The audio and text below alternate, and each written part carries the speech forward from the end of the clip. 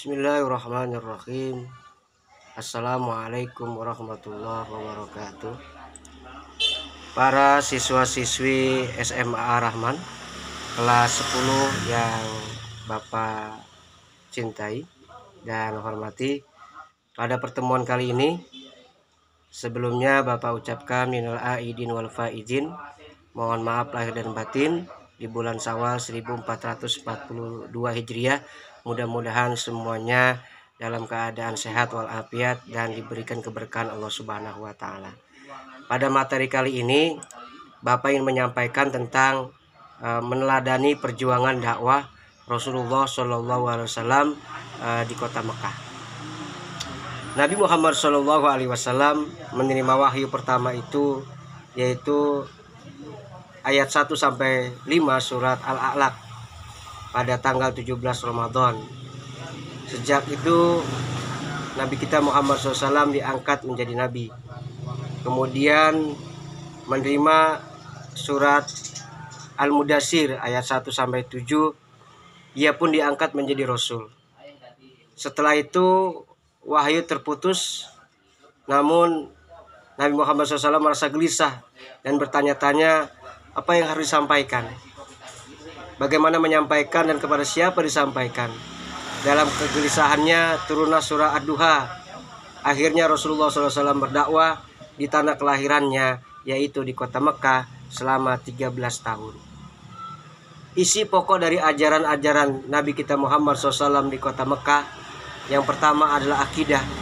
Bagaimana menanamkan keyakinan kepada orang-orang Quraisy yang belum masuk Islam ketika itu di kota Mekah, menyatakan bahwa bagaimana Allah Subhanahu wa taala itu menjadi Tuhannya umat Islam dan mengajak kepada orang-orang yang belum masuk Islam untuk masuk Islam. Yang kedua, ajaran pokok dari Rasulullah SAW itu di kota Mekah adalah akhlak mulia. Maka Rasulullah SAW itu diutus innama bu'istu liutammima makarimal akhlak. Sesungguhnya Nabi Muhammad SAW diutus itu untuk menyempurnakan akhlak. Karena akhlak sangat penting. Sepintar apapun orang, sekaya apapun orang, setinggi apapun jabatannya orang tersebut, tanpa dibarengi dengan akhlak yang mulia, maka tidak akan menjadi orang-orang yang mulia, justru menjadi hina. Dia punya ilmu tapi tidak berakhlak, maka ilmunya tidak manfaat. Dia menjadi orang kaya tapi tidak berakhlak, maka hartanya tidak akan membawa keberkahan. Dia seorang pejabat tapi tidak berakhlak, maka akan selalu menindas rakyatnya. Nah, para siswa sekalian, ini menjadi hal penting karena akhlak itu menjadi modal dasar dalam hidup. Kita selaku siswa atau selaku murid tentu harus memiliki akhlak, baik kepada orang tua, kemudian kepada guru, kepada tetangga, kepada masyarakat, dan teman-teman kita harus punya akhlak. Karena akhlak menjadi hiasan dalam hidup kita. Kemudian strategi dakwah Rasulullah SAW di kota Mekah itu Bapak menyampaikan dua saja. Dakwah secara rahasia dan dakwah secara terang-terangan. Rahasia yang dimaksud adalah secara diam-diam, atau dakwah al-syiri, yaitu dengan secara rahasia. Di mana rahasia ini yang dimaksud adalah dakwah secara sembunyi-sembunyi.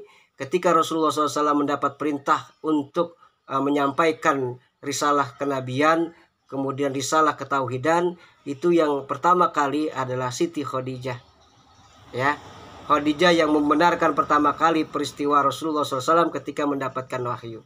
Maka dakwah itu dimulai dari keluarga Rasulullah SAW, yaitu istrinya Siti Khadijah.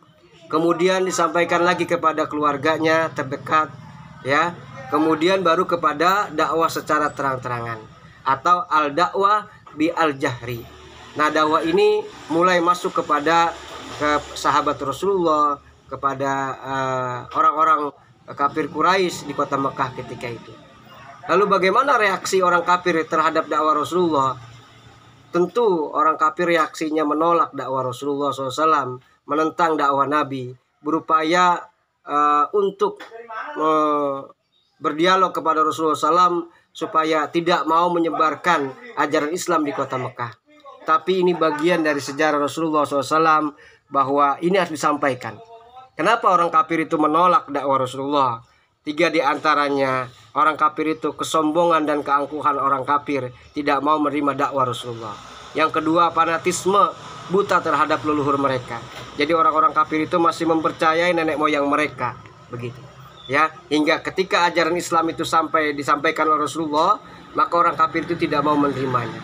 Kemudian yang ketiga, alasan penolakan orang kafir terhadap ajaran dakwah Rasulullah yaitu eksistensi dan persaingan kekuasaan.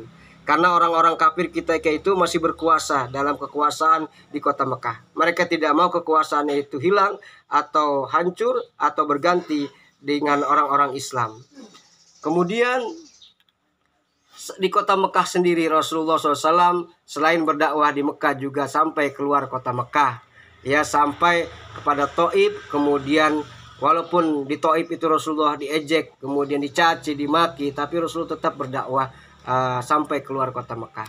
Kemudian keluar kota Mekah di sini juga dikenal dengan peristiwa hijrah kaum muslimin, yaitu sampai hijrah ke Habasyah dan hijrah ke Madinah.